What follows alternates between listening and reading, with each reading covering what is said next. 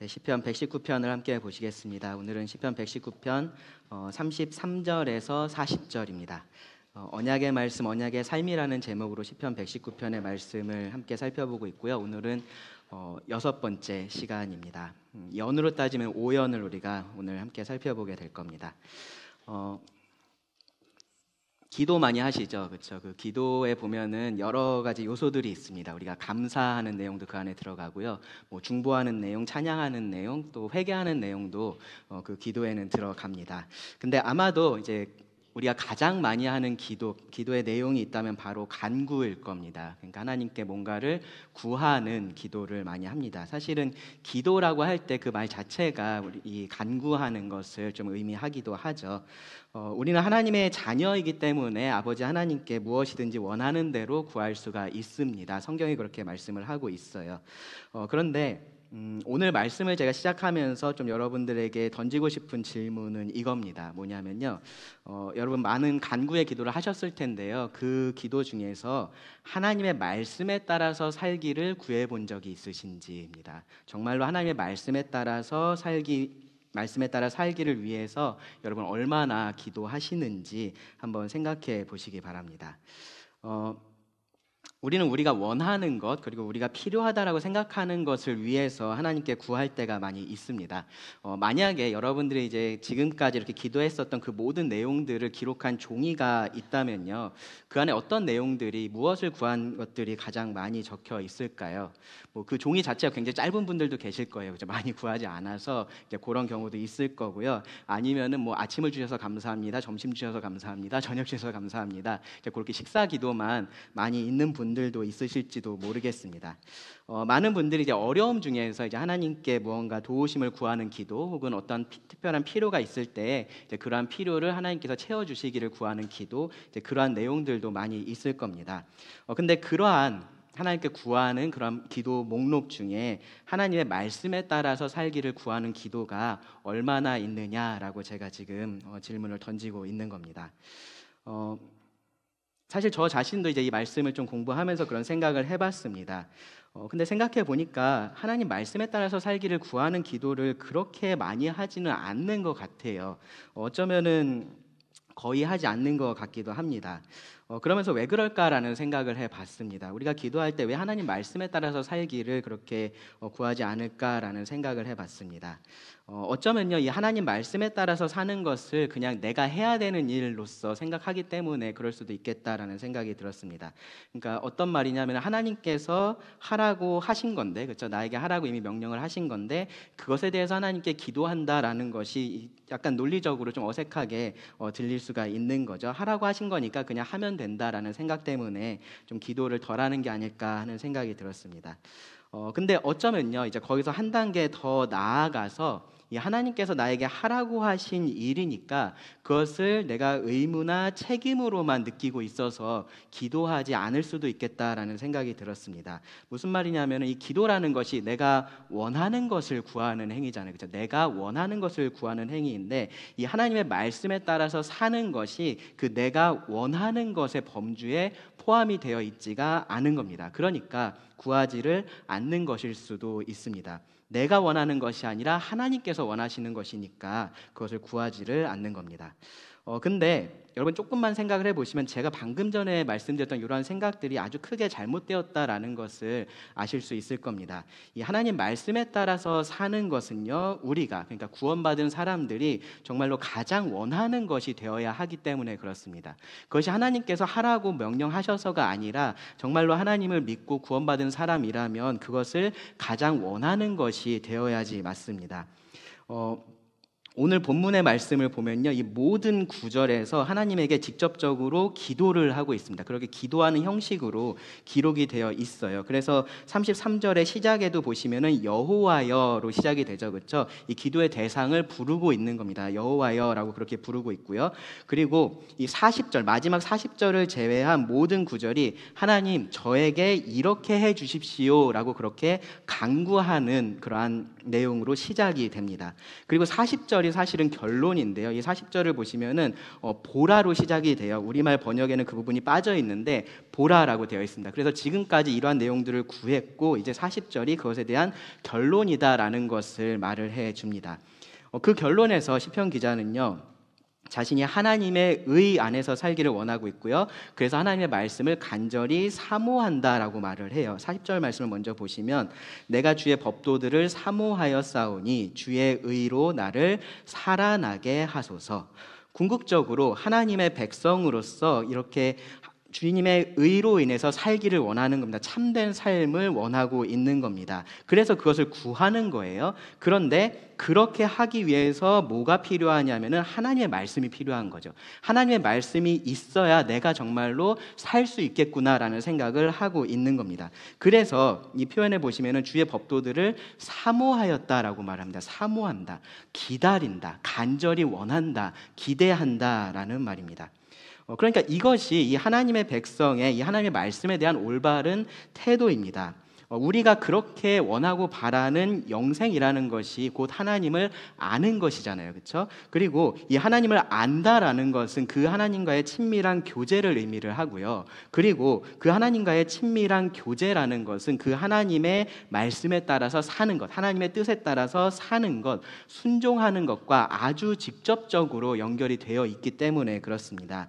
요한일서 2장 3절을 보면 이렇게 말합니다. 우리가 그의 계명을 지키면 이로써 우리가 그를 아는 줄로 알 것이요.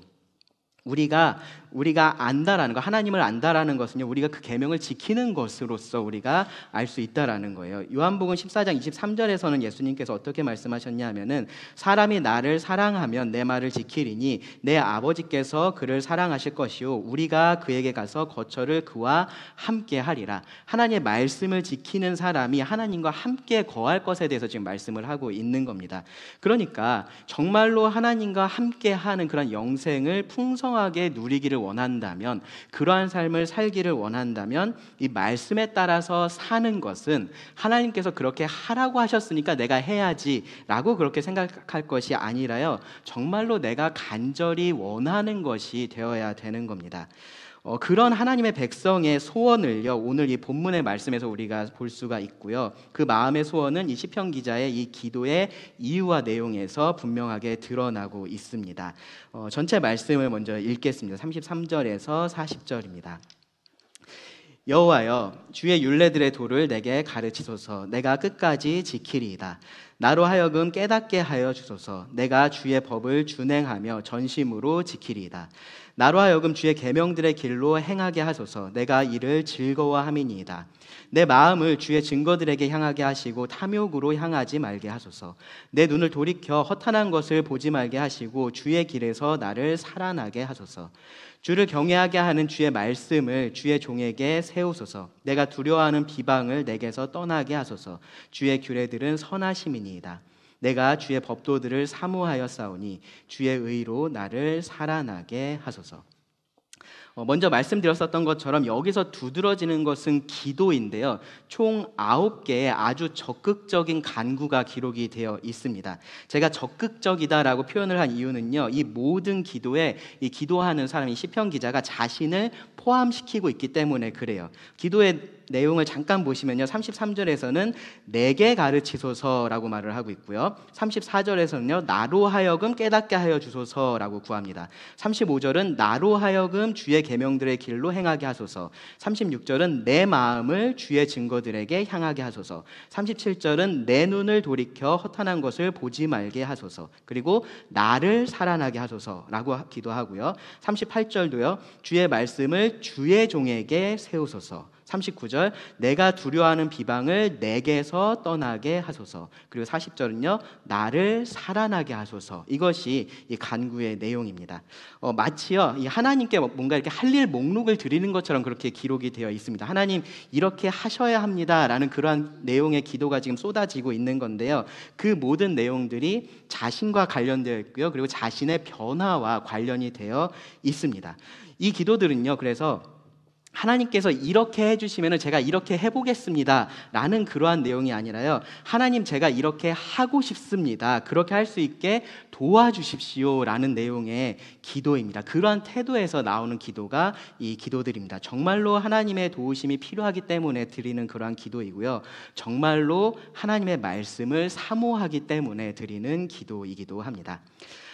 이 기도의 내용을 좀 정리를 해보면요, 세 가지 정도로 정리를 할 수 있습니다. 33절과 34절에서는 가르치소서라고 기도를 하고 있고요, 그리고 35절부터 37절에서는 지키소서라고 기도를 하고 있습니다. 그리고 38절과 39절은요 세우소서라고 그렇게 기도를 하고 있습니다. 그리고 40절이 이 모든 기도를 포함하는 마무리 기도입니다. 이 기도를 통해서 이 하나님의 말씀에 따라서 살기 원하는 하나님의 백성이 어떤 기도를 드려야 하는지 함께 살펴보기를 원합니다. 먼저 첫 번째 기도인데요, 가르치소서입니다. 33절과 34절입니다.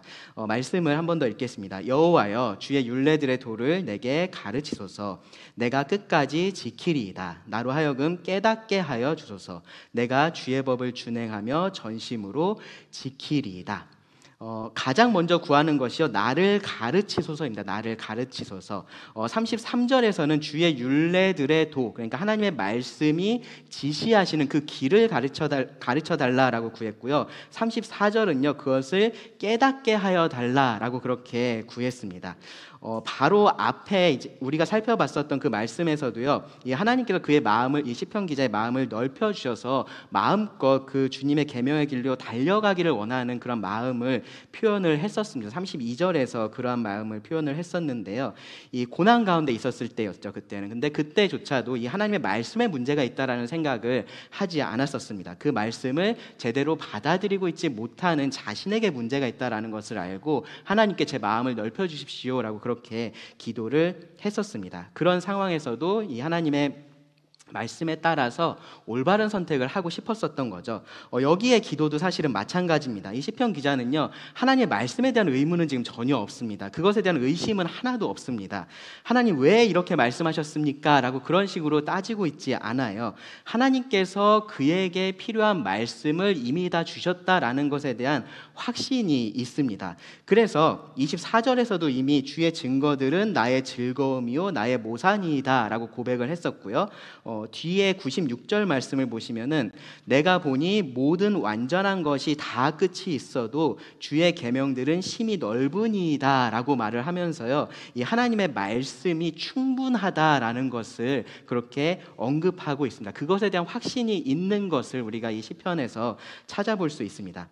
그렇기 때문에요, 여기서도 지금 구하고 있는 것이 이 하나님의 말씀이 부족한 듯이 하나님 저에게 어떤 다른 말씀을 좀 말씀해 주세요 라고 그렇게 구하고 있지 않아요. 혹은요, 하나님 조금 더 분명하고 확실하게 다시 말씀해 주세요 라는 식으로 구하고 있지도 않습니다. 그가 원하는 것은 뭐냐면요, 이미 하나님께서 주신 이 하나님의 말씀을 잘 아는 겁니다. 하나님께서 가르쳐 주셔서 그것을 잘 알게 되는 것, 잘 배우는 것을 원하고 있습니다.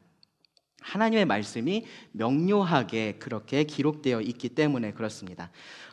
하나님의 말씀이 명료하다라고 해도요, 사실은 그냥 우리가 자연스럽게 읽기만 하면 다 이해가 되는 것은 아니에요, 그렇죠? 찰스 브리지스는요, 이 부분에 대해서 이렇게 말을 했는데요, 사람의 시력이 망가져 있으면 아무리 밝은 빛을 비추어도 사물을 분간할 수 없습니다. 소경은 대낮에도 볼 수 없습니다. 우리가 하나님께 가르침을 받지 않으면 영적으로 아무것도 알지 못합니다. 그래서 기도가 필요하다라는 겁니다. 하나님의 말씀이 아무리 명료하게 기록되어 있고 이 하나님의 진리를 우리들에게 비추고 있다라고 해도 우리가 눈을 감고 있으면, 우리의 눈이 어두워져 있으면 그것을 볼 수 없기 때문에 그렇습니다. 말씀에 문제가 있는 게 아니에요. 이 명료한 말씀을 이해하지 못하는 우리에게 문제가 있는 겁니다. 우리의 어리석음이 문제이고요, 우리의 죄악됨이 문제인 겁니다. 우리가 가지고 있는 여러 가지 잘못된 생각들이 이 하나님의 말씀을 이해하지 못하게 만들고 오해하게 만드는 것이 문제인 겁니다. 그래서 시편 기자가 내게 가르치소서라고 하나님께 구하는 겁니다. 하나님께서 가르쳐 주셔야, 이 말씀을 주신 그 하나님께서 가르쳐 주셔야 이 말씀의 의미를 제대로 알 수 있기 때문에 그렇습니다. 나로 하여금 깨닫게 하여 주소서라는 이 34절의 기도도 사실은 같은 맥락에 있습니다.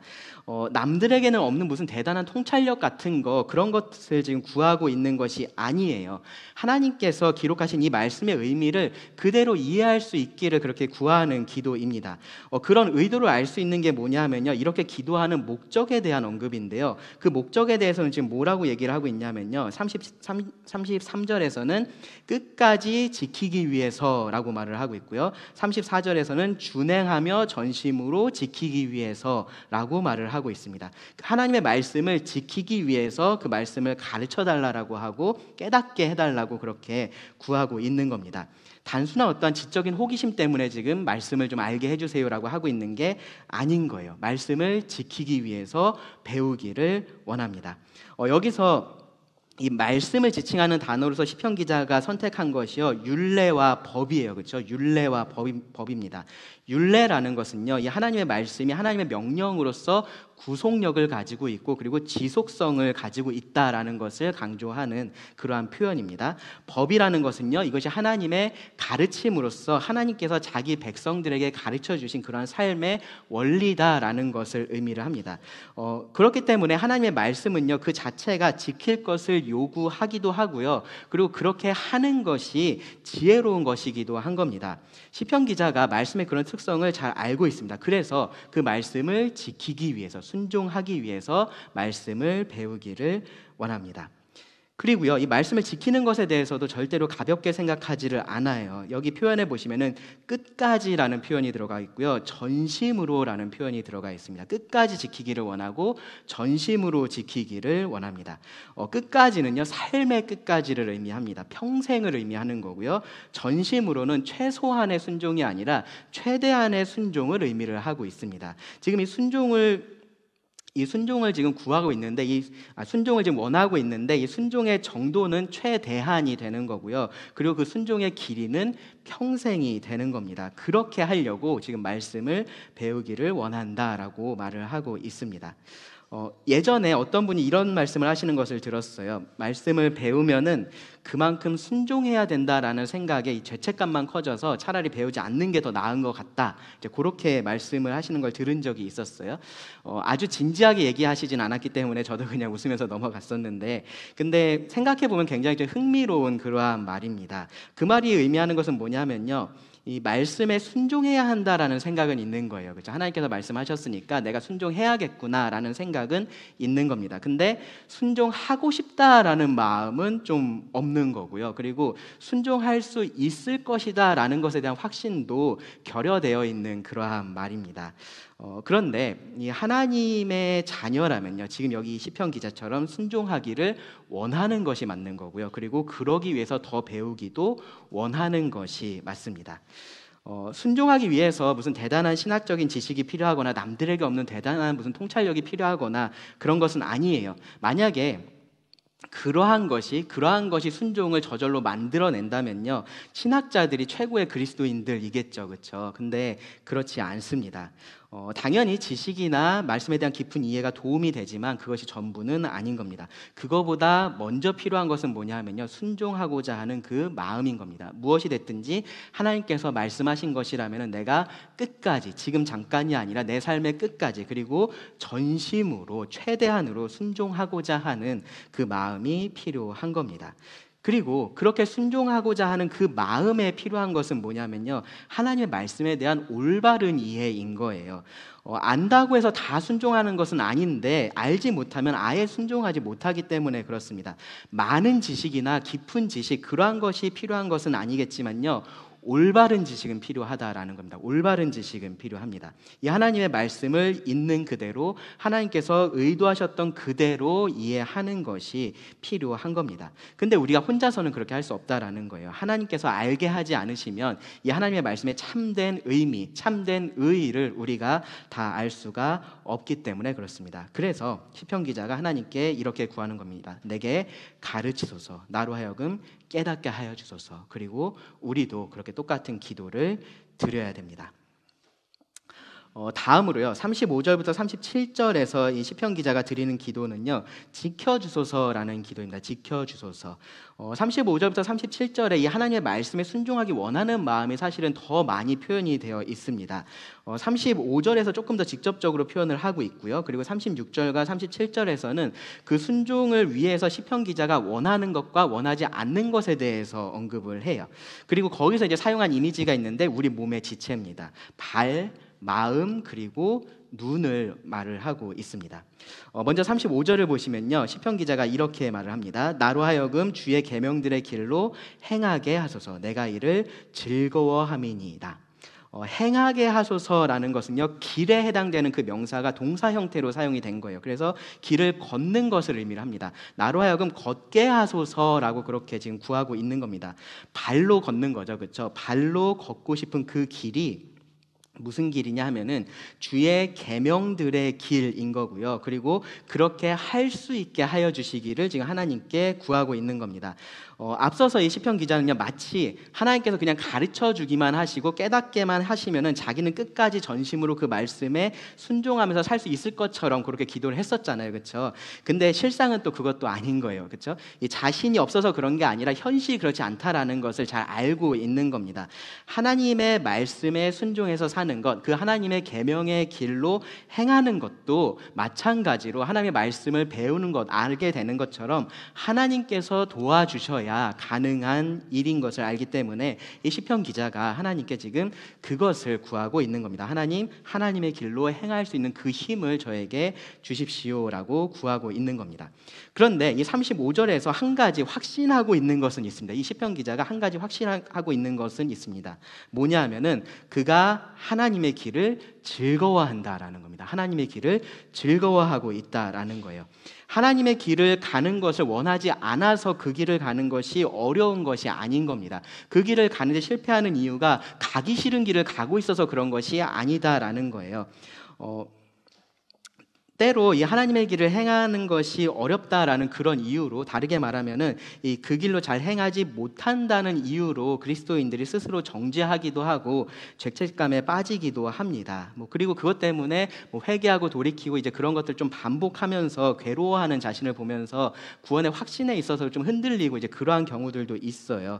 그런데 우리가 꼭 알아야 될 것은 뭐냐 하면요, 그 길이, 이 하나님의 길로 행하는 그 길이, 그 길 자체가 쉬운 길은 아니다라는 겁니다. 우리가 지난 시간에 살펴봤었던 것처럼 나그네로서 이 세상을 하나님의 백성으로 산다라는 것이 사실은 어려운 일인 겁니다. 중요한 것은 지금 어떠한 상황이 있든지 이 시편 기자처럼 진심으로 기도할 수 있느냐라는 거예요. 나로 하여금 주의 계명들의 길로 행하게 하소서. 내가 이를 즐거워함이니이다. 즐거워함이니이다.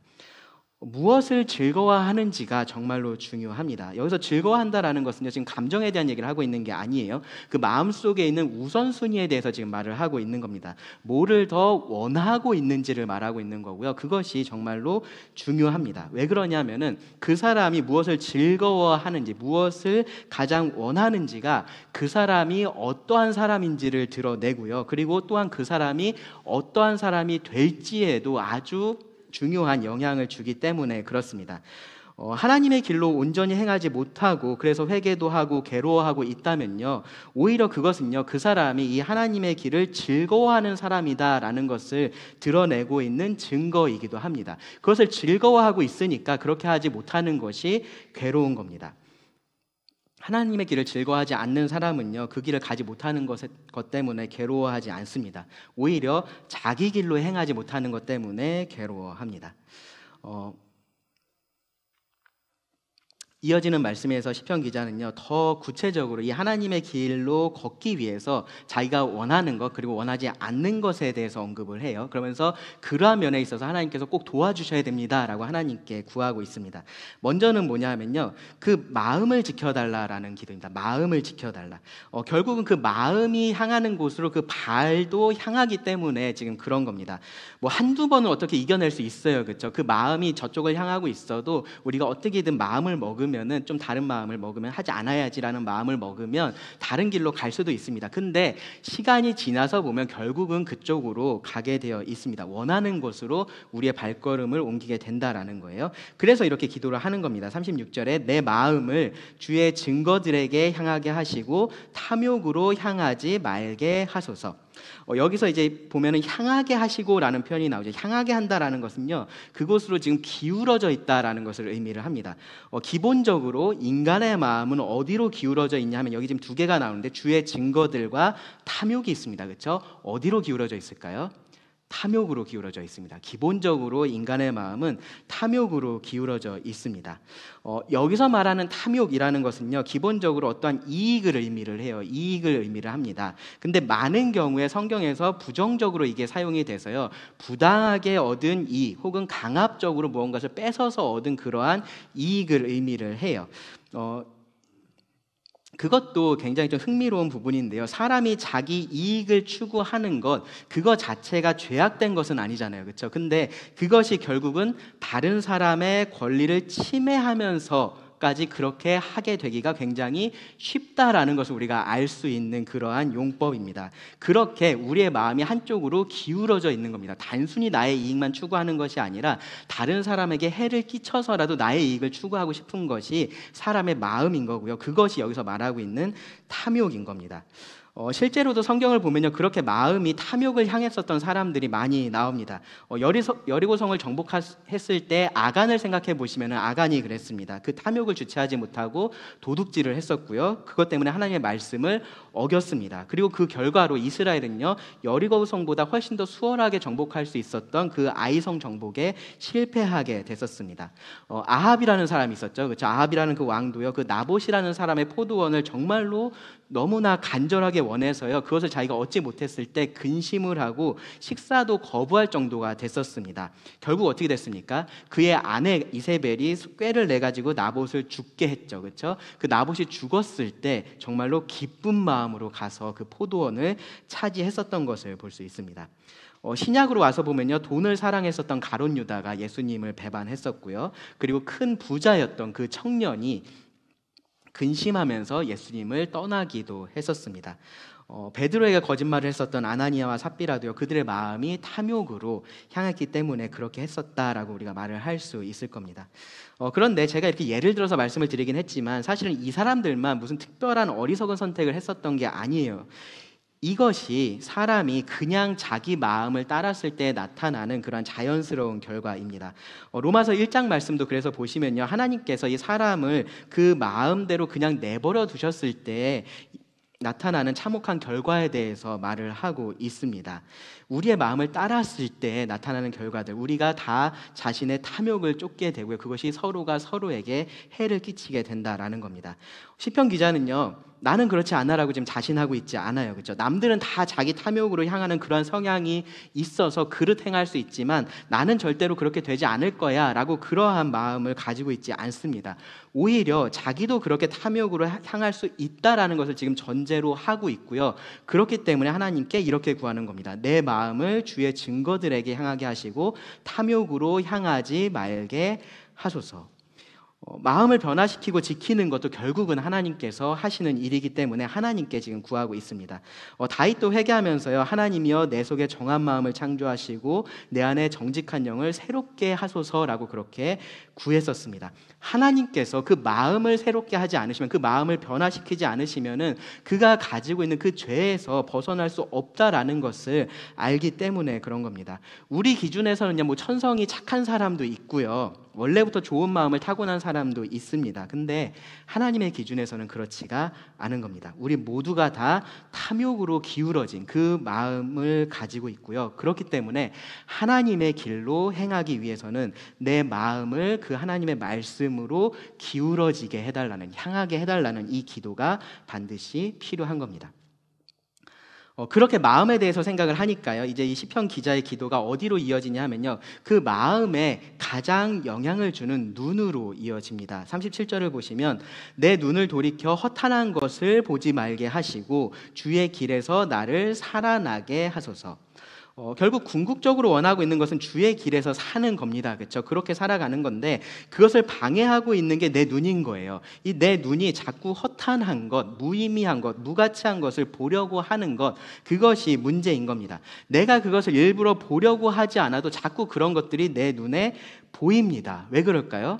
우리가 지금 그런 세상에 살고 있으니까 그렇습니다.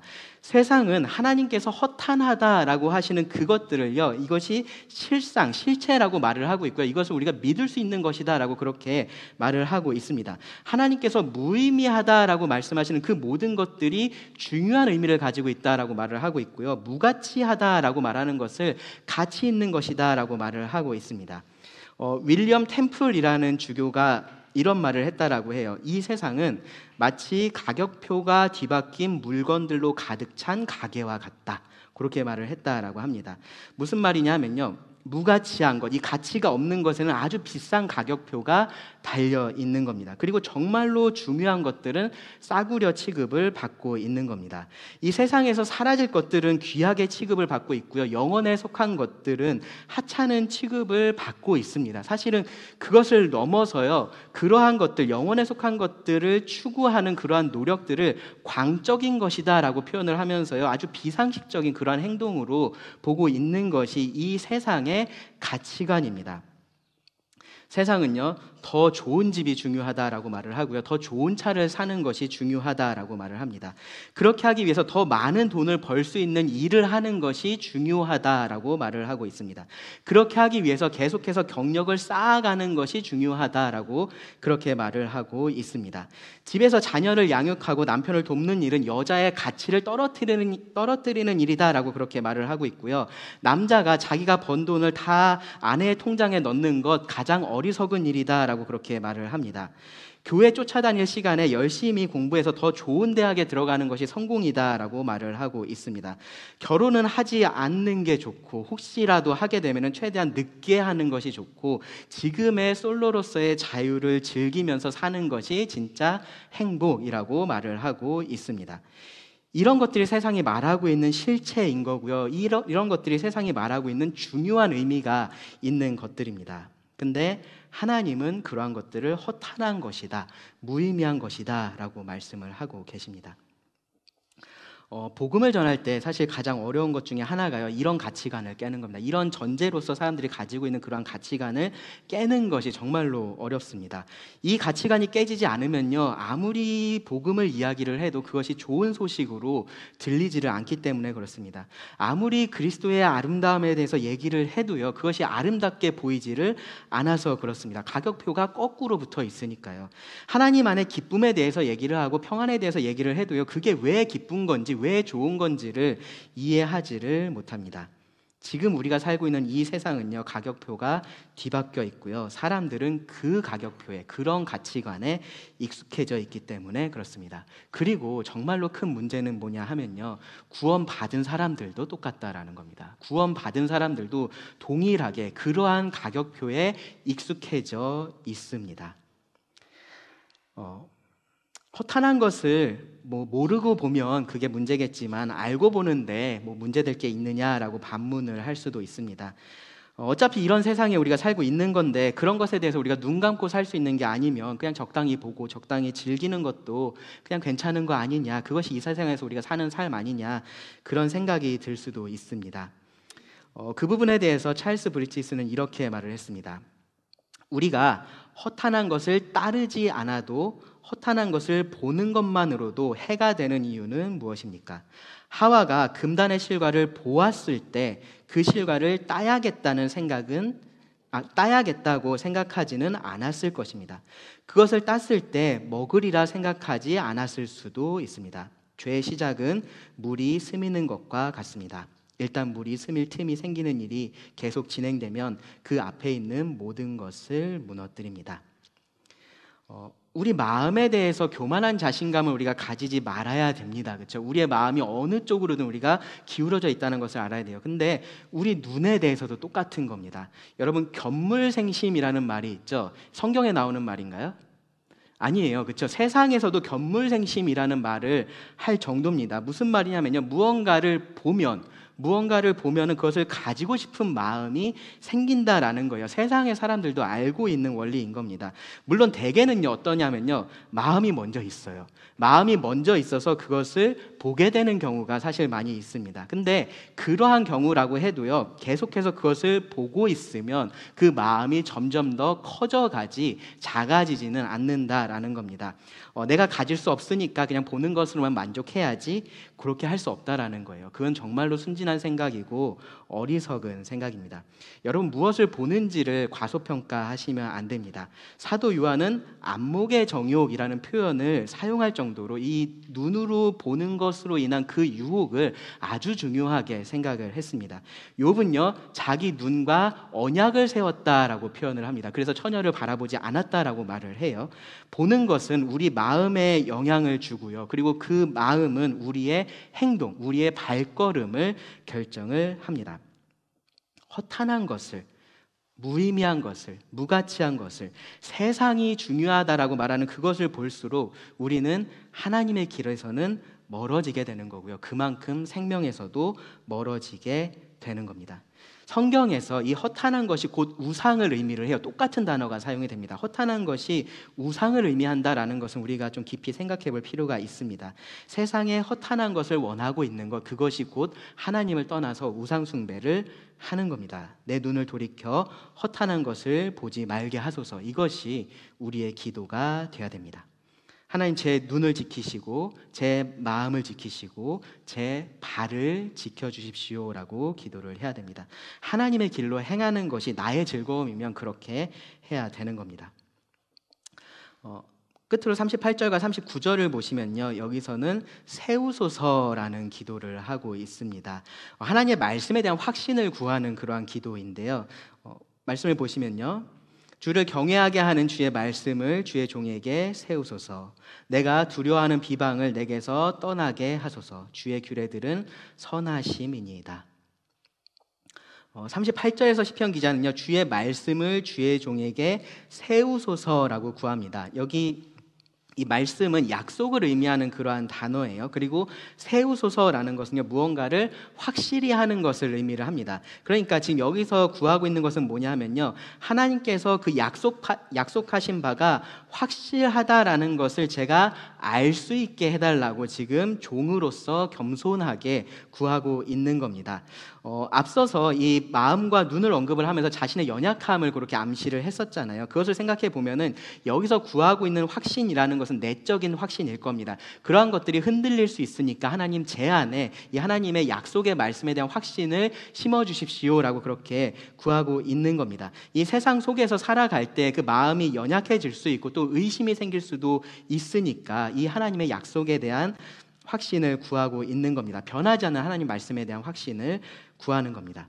그리고 38절은요, 조금 더 외적인 확신을 구하는 기도라고 우리가 볼 수 있는데요, 이 시편 기자는요, 실제로 지금 자기 자신이 두려워하고 있는 그러한 비방, 그러니까 그 원수로부터의 그러한 비방이겠죠. 그러한 비방을 떠나게 하여 주시기를 구하고 있습니다. 그렇다면 이 하나님의 규례가 선하시다라는 것에 대한 확신을 가질 수 있기 때문에 그렇습니다. 39절의 표현을 보면요, 근데 이렇게 말하진 않아요. 그렇게 하셔야지만, 하나님께서 내가 두려워하고 있는 이 비방을 떠나게 해 주셔야지만 하나님의 규례들이 선하다라는 것을 제가 확신할 수 있습니다, 그렇게 말하지는 않습니다. 그렇죠? 근데 오히려 이 하나님의 말씀이 선하시다라는 그 사실을 지금 믿고 있는 거고요, 그것에 따라서 하나님, 저에게 객관적으로 이 선하심을 나타내 주십시오라고 그렇게 구하는 것이라고 볼 수 있습니다. 그렇게 하실 때 더 큰 확신으로 행할 수 있기 때문에 그렇습니다. 이 기도에서 좀 우리가 주목할 만한 표현이 있는데요, 무엇이냐면요, 이 말씀에 대해서 지금 말씀을 지금 수식하고 있는 그 표현입니다. 38절에 보시면 주를 경외하게 하는 주의 말씀이라고 그렇게 표현을 하고 있습니다. 하나님의 말씀의 중요한 특징으로서 39절에서는 선함을 말을 했었는데요, 그 선한 말씀이 결국은 우리로 하여금 하나님을 경외하게 하는 목적이 있다라고 말을 하고 있는 겁니다. 우리는요, 이 하나님의 말씀을 통해서 많은 것들을 기대를 합니다. 뭐 위로받기를 기대하기도 하고요, 어떤 교훈을 얻기를 기대하기도 합니다.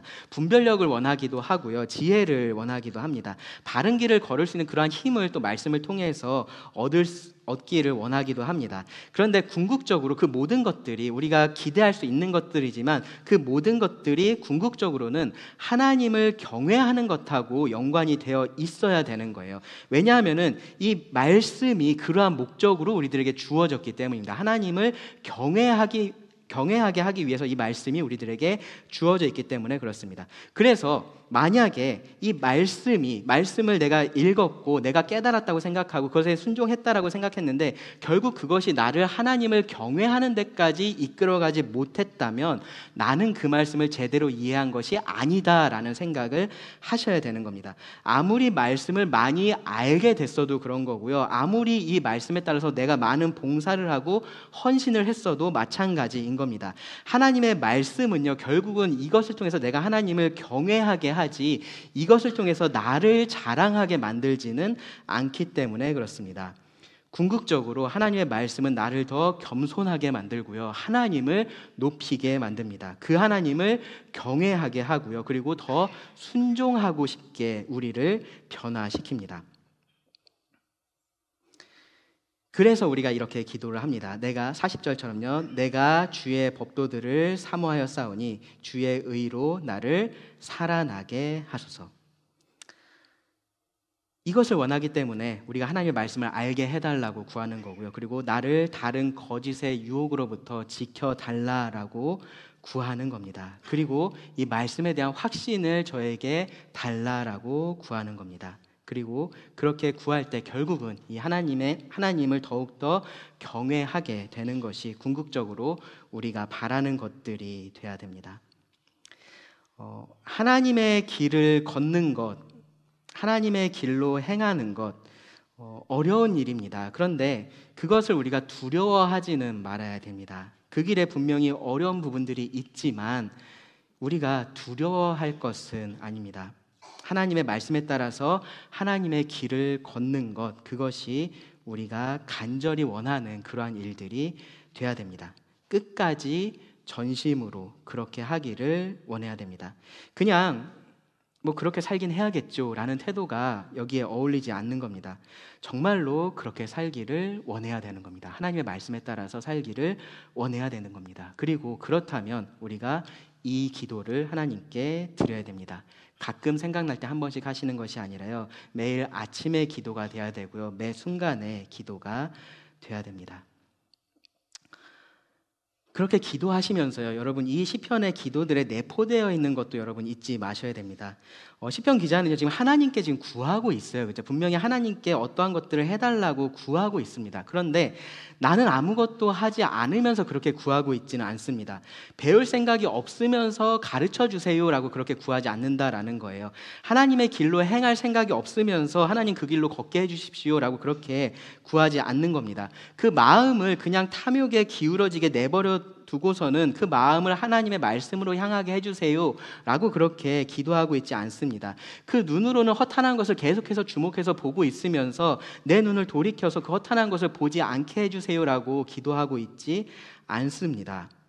정말로 하나님의 말씀을 사모하고 그 말씀에 따라서 살기를 원하는 마음이 있습니다. 진정한 그 삶을 원하고 있습니다. 그래서 이 기도는요, 그냥 하나님 이렇게 해주세요가 아닌 거예요. 하나님, 제가 이렇게 할 수 있도록 도와주십시오입니다. 그래서요, 이 기도는 정말로 간구이면서요, 동시에 그렇게 살겠다라는 결단이기도 합니다.